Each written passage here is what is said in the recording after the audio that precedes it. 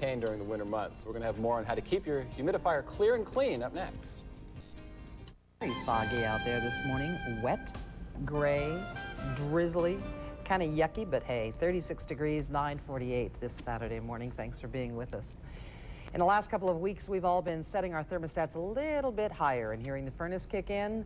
If you will, we are back in our cocoons. That's right. Now, even though we all want to stay warm, we need a little moisture in that heated air, and that means tending to the humidifier on your furnace. And for tips on how to do that, we turn to our handyman, Dale Cranston. Okay, what we're going to do here is we've come down. Another thing before we get to working on other projects, we're going to service the furnace here a little bit. So I've got my replacement humidifier evaporator pad here, because I just replace them. There's instructions of how to clean them, but here it says replace yearly. I replace them every time I see them.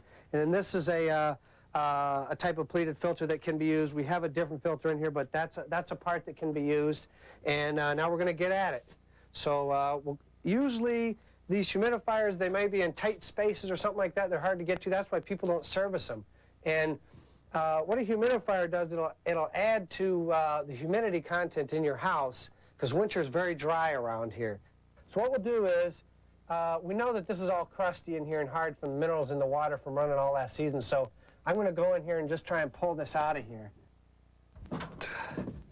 Okay, so here we are, sure enough, and it's drippy and wet, but see, it's all crusty and hard from the, and it's supposed to be soft, like our new one.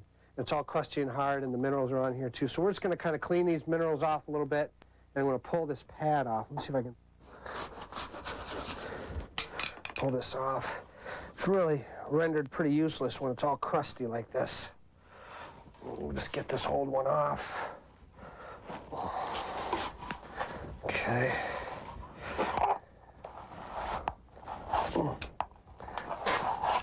There's new different types of humidifiers nowadays too that are it's an all-time running type of a humidifier. It's a continuous run. Now it has to have a floor drain in order for it to operate, but it doesn't. It eliminates this pad that gets all crusty and messed up. See, this is the way it's supposed to be. It's supposed to be like a big sponge. Is what it does. It works like it just fills up with water. It turns around and fills up with water, and the hot air circles past it and picks up moisture through it. So we're going to go ahead and put this back in place. I'm going to check my water level in there. Plenty of water, and sometimes every other year, every few years, we'll take this bottom portion off and we'll scrape all the sludge off from in there. Use half part vinegar and half water, and it'll break off some of those minerals. Okay, so what we'll do before we put the top on is we'll double check, and we'll make sure. We'll go upstairs, we'll turn on the thermostat, make sure that the furnace is running, so that I can make sure that it's turning. That's why we have this little window here. Make sure it's turning. And for now, what we'll do is we'll go over here, and we will we're going to turn on make sure the water supply is turned on. Now these little valves here, sometimes they, when they're out like this, they're on. Sometimes when they're in, they're on. So you're just going to have to, check it, turn it on, and then check it. Okay, now this is going to be our humidistat. Now on the humidistat, what we're going to do is we keep it pretty high, because what happens is people don't usually come down and mess with their humidistat. So I usually keep it up here between 40 and 50. I keep it up pretty high.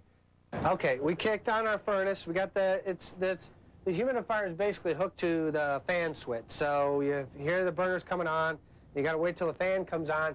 Then we can see that it's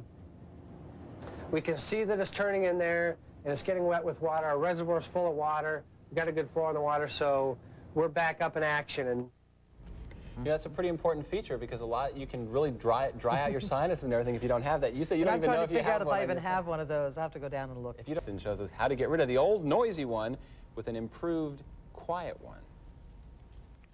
Okay, this Saturday, what we're going to do is we're going to put in a new bathroom fan. And this you can see up here, we've got one of these old style, small little noisy fans that's basically ineffective. We're going to put in a new low-zone, Brown 100. How to get rid of the old noisy one with an improved quiet one. Okay, this Saturday, what we're going to do is we're going to put in a new bathroom fan. And this you can see up here, we've got one of these old style, small little noisy fans that's basically ineffective. We're gonna put in a new low zone, Brown 100 CFM bathroom fan that's really gonna draw, and we're gonna ventilate it properly.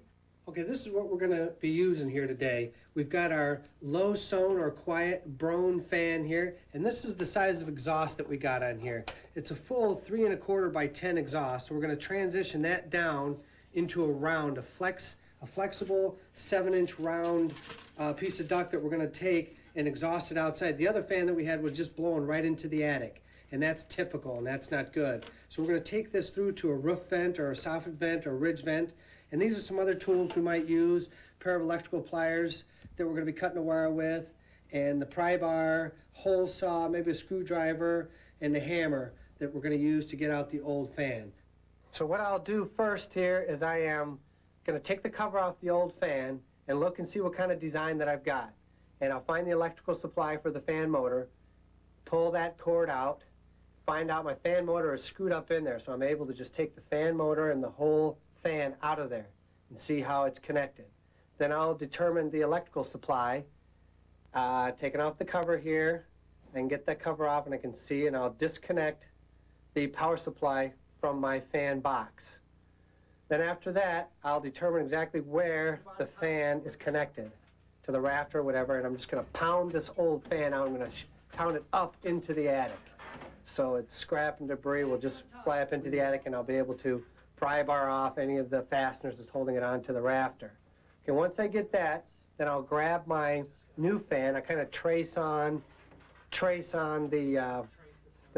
I just put the fan right up there onto the ceiling. I don't use a template, all this other stuff. I'll just trace it right on there. Then I'll come back, get my nice hole saw for cutting the plaster. And this plaster is kind of chippy a little bit, but my escutcheon plate for the fan cover will cover that. And I'll cut my hole. I'll start along this rafter here so that when the fan is finally mounted, it'll go up against the rafter. And I'll cut out this plaster here, get it all the way around. And then what I'll have to do on this particular fan, I'll take it up. I'll have to take it up through the attic to drop it down from the top. I can't actually put the fan up through the hole because of the mounting brackets and stuff. I'll go up there and I'll drop the fan down from the top. And you can see when I'm going to drop that down from the top, with the ceiling rafter again, I can screw my fan right into the side of the ceiling rafter so I get a nice firm mount for that fan that cuts down on the vibration and the noise. Then I'm going to put a new hole right through the metal housing here. You can see the nice insulation that they have on this, so it keeps it quieter running into the big fan motor. It's a good sized fan. Okay, we'll just screw in our last couple of screws here for the cover, and we'll just turn it on, and there you have it. Nice, quiet, efficient running fan. Nothing like the sound of a quiet fan. Well, Around the house for many of us. Each Saturday we like to bring you some hints on household projects you may have in mind. Well, this week Dale Cranston shows us some of the steps to replacing your toilet. Okay, what we're going to do today is we're going to put in a new elongated toilet.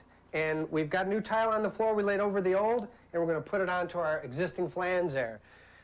In here I've got my different parts that I'm going to need. I've got my Kohler Wellworth elongated toilet with the tank. I've also got, since I retiled the floor, I put in, I'm going to be putting an additional flange on here. My wax ring by which all life passes there, the bolt down kit, the supply tube, and here's maybe some of the other tools that I might be using. I've got my caulking to do the final set, a couple wrenches, and plumber's putty maybe, and let's get started.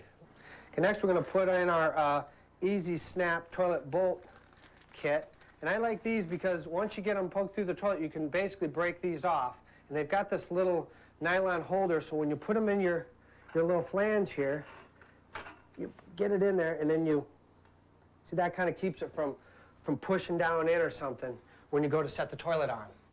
Now we're going to put on our wax ring here. And what I do is I just put it right on the bottom there and kind of squish it on. Rather than put it on there on the flange, we put it right on the bottom of the toilet. So when this thing squishes out, and this is what keeps it from seeping out when you go to flush your toilet. So what we do is we put on that wax ring, and then we're ready to set the base down. We make sure it's on there good and tight. And then we're ready to set our toilet right on these bolts here. see if we can get this one here first time go. You can kind of check to make sure your bolts are guiding through there. There you go. And then I kind of smash it on there.